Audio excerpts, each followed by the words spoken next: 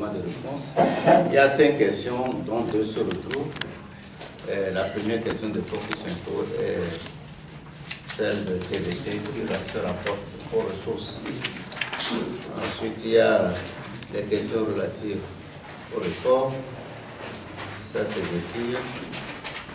Le courrier d'Afrique du Bois parle de désabusement de la population. Et enfin, la position de la DIC par rapport au groupe parlementaire. Cette question, la dernière question est facile. Le groupe parlementaire n'existe plus. Donc, depuis que l'ANC a écrit au président de l'Assemblée nationale, mettant fin au groupe parlementaire. Donc, le groupe parlementaire n'existe pas. Chaque parti étant libre, à partir de ce moment, de déterminer sa stratégie. Bon, à ce qui concerne les ressources, est-ce que le fait de faire appel aux citoyens pour financer les activités, les élections, la campagne électorale, est-ce que le fait de faire appel à la population actuellement, par ces jours-ci, est-ce que ce n'est pas tard? C'est une façon de percevoir la situation. Disons que, Adi, vous savez, jusqu'à maintenant, nous menons des activités. Je viens de la région des Plateaux, où j'y étais toute la fin de la semaine, depuis jeudi soir. Et nous avons des équipes qui travaillent dans des régions du pays. Ça ne veut pas dire que c'est maintenant que nous commençons à chercher des ressources pour travailler. Disons que nous avons des ressources, nous y travaillons, nous travaillons déjà sur ça, et nous continuons les activités. Comme dirait l'autre, trop de viande ne gâte pas la sauce. C'est dans cette situation qu'il faut se mettre. Est-ce que le fait que nous sollicitions tous de la population des ressources, est-ce que c'est une bonne stratégie? Est-ce que la meilleure stratégie depuis n'aurait pas été de nous mettre ensemble pour diminuer les charges financières pour la vie? Je ne crois pas qu'on puisse lier le fait d'être candidat au programme de ressources.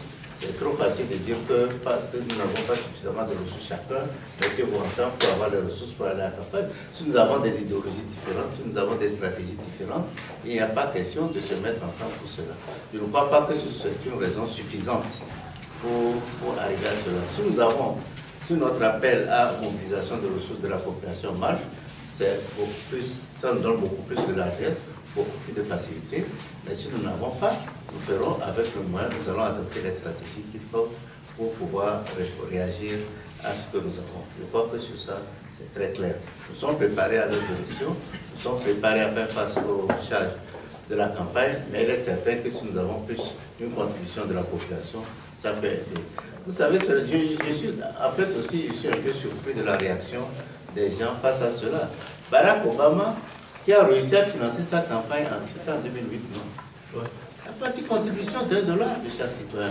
Mais je suis totalement surpris que les Togolais en fassent un cas. Et c'est Barack Obama qui a eu le plus de financement, par rapport même aux candidats du Parti démocrate et républicain. Je suis surpris que cela devienne un problème dans le cas du Togo. Et si les citoyens eux-mêmes pensent que la plateforme que nous allons proposer, que la stratégie que nous allons proposer, que les idées que nous allons proposer permettraient de résoudre les problèmes auxquels cette population a fait face, si elle participe, elle est mieux placée encore pour nous demander, pour faire le suivi des actions que nous aurons à mener durant les 5 prochaines années. Et les réformes. Oui, les réformes. Effectivement, vous avez suivi depuis l'année dernière notre position sur les réformes. Adi a été le parti le plus constant sur les problèmes de réforme. Lorsqu'il y a eu échec de Togo Télécom 2, nous avons vu nos partenaires, notre groupe parlementaire, pour ces réformes. Lorsqu'il y a eu l'échec du projet de loi à l'Assemblée nationale, nous avons revu encore nos partenaires pour ces problèmes de réforme. Nous avons incité le groupe CSC et Attention pour aller au conclave. Nous avons insisté, dès le premier point, nous avons insisté sur la nécessité des réformes. Nous avons réussi à convaincre tout le monde, toutes les parties prenantes de ce conclave sur la nécessité de réaliser les réformes avant les élections. Un groupe de travail a été formé à cet effet. Malheureusement, ce groupe n'a pas fait le travail voulu. Les discussions continuent. le cas a quitté le conclave, ensuite nous avons quitté le conclave, nous avons pris l'initiative avec le cas de faire une proposition, nous avons pris l'initiative de la proposition de loi. Puisque nous n'avons pas suffisamment de députés pour déposer la proposition de loi, nous avons vu nos amis de l'ANC qui ont voulu bien accepter pour que nous déposions la proposition de loi ensemble. Malheureusement, vous avez vu ce qui s'est passé à l'Assemblée. Tout le monde savait que l'Uni ne voulait pas des réformes. On savait que l'Uni était contre les réformes. Mais nous, à la ligne, nous disons que la position, le comportement de l'ANC n'a pas aidé à peut-être obtenir ces réformes. Nous disons ça, nous sommes très clairs là-dessus. Nous avons fait des propositions suite à notre dépôt. Nous avons dit, écoutez, si les gens veulent à tout prix que leur candidat, comme ils appellent, leur champion soit candidat, acceptons.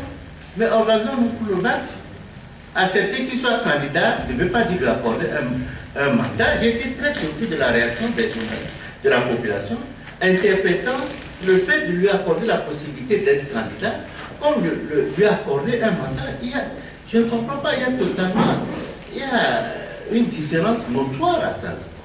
Bon, malheureusement, quand ça s'est passé, des gens ont appelé à des manifestations pour bloquer le site, pour qu'il ne soit pas candidat. D'autres ont dit qu'il ne faut pas aller aux élections, il faut boycotter complètement les élections, etc. Nous avons dit, c'est ce que nous avons dit dans notre discours liminaire, nous avons toujours proposé aux gens, ou bien nous nous mettons tous ensemble. Et ça, nous l'avons proposé depuis avril dernier. Mettons-nous tous ensemble, mobilisons-nous tous ensemble pour obtenir ces réformes. Malheureusement, cela n'a pas été entendu. Nous ne faisons que la politique de nos moyens. Si nous pensons que nous avons des idées à défendre qui sont bien, nous devons continuer à la mettre en œuvre. Ce n'est pas parce que nous allons ici à gauche, les gens disent non, à droite, les gens disent non, que nous allons rester dans notre coin. Nous sommes un parti politique qui a été créé depuis 1991 et je crois que nous avons des compétences pour pouvoir défendre les intérêts du peuple togolais et c'est ça que nous faisons. Est-ce que les conditions sont bonnes? Les conditions actuelles sont bonnes. Non, les conditions actuelles sont difficiles. Nous l'avons dit. Il y a des mois que nous avons proposé un document d'une vingtaine de points pour la transparence des élections. D'abord, j'ai parlé des réformes. Pour la transparence des élections, nous l'avons soumis à des collègues, à des partis politiques, afin qu'ils puissent adhérer pour que cette position, ce document ne soit pas le document d'Adi, mais un document de l'opposition. Malheureusement, les réactions ont été entraînées. Nous continuons, nous avons soumis ça aux gens, à la CENI, à d'autres partenaires actuellement, pour lutter pour que certaines conditions soient réalisées avant que les élections ne soient totalement transparentes. Ce problème du fichier électoral qui existe, le problème de traçabilité des bulletins, ça existe, etc. Bon, ils ont parlé du financement des partis politiques. Pour le moment, ITREN a sorti ce financement. C'est des problèmes qui existent. Le problème de sécurité, nous avons, on n'en a pas parlé dans notre liminaire, nous avons des militants qui sont menacés à l'intérieur du pays.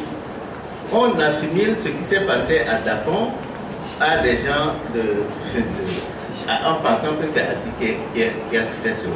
Alors que c'est des gens du pouvoir qui ont organisé des groupes pour tabasser des enseignants en assemblée générale. Ça, c'est totalement inadmissible. Et ça se passe aussi également à Kara. Vous voyez, il y a des choses qui se passent dans le pays, le problème de sécurité, le problème d'implication de l'armée, pas de l'armée, disons, c'est trop fort, d'officiers de l'armée. Je ne peux pas dire, quand je dis l'armée, c'est l'institution, mais il y a des gens, des officiers de l'armée qui sont impliqués dans les actes de menace, d'intimidation de la population. C'est quelque chose qu'on ne peut pas admettre. Mais nous ne pouvons pas dire, nous ne pouvons pas admettre ça et puis nous asseyons. Nous devons mener des actions actives contre cela. Effectivement, les conditions actuelles ne sont pas bonnes, mais ne sont pas bonnes, nous devons lutter pour améliorer ces conditions. Et s'il y a deux attitudes à adopter, ou bien nous disons que bon, elles ne sont pas bonnes, nous asseyons dans notre salon, au frais, pour dire qu'elles ne sont pas bonnes, on les laisse aller, ou même pensons que nous pouvons lutter pour améliorer ces conditions, pour que les conditions soient meilleures. Et c'est cette option plus difficile que nous avons adoptée. C'était plus facile pour nous de nous asseoir, de nous balader pour dire que non, on ne va pas aux élections, les conditions sont mauvaises, il faut y aller. Nous venons du terrain. Nous venons du terrain. Effectivement, la population est désabusée. Mais au moins, une constante que l'on sait, c'est que la population n'est pas satisfaite de la manière de gouverner du pays. La population n'est pas du tout satisfaite des performances du régime en place. Mais face à ça, la population est désabusé des résultats ou bien des proclamations des résultats qui se font. C'est à nous tous. Notre grand adversaire dans ces élections serait probablement ce désabusement, pas le boycott, le taux de fréquentation des urnes, l'abstention. Nous savons que c'est ça et nous nous employons pour convaincre la population. Écoutez, soit vous prenez des armes, ce qui n'est pas dans la philosophie, dans les principes de la DIE, ou bien vous avez une arme fatale qui est votre bulletin de vote. Allez voter. Et par où nous sommes passés, nous étions dans le plan Cloto cette fin de semaine. Nous pensons que ça commence par aller. Nous pensons que ça commence par aller. Et je souhaiterais que laissons cette attitude défaitiste ou bien proposer quelque chose de très concret à la population pour que le 15 avril 2015, ce gouvernement parte. Nous sommes adhérents. Si quelqu'un amène une potion magique disant qu'en faisant ça, le gouvernement va partir le 15 avril, nous sommes derrière. Dans le cas contraire, je vous en prie, appelez la population à le voter, à choisir pour le bon candidat.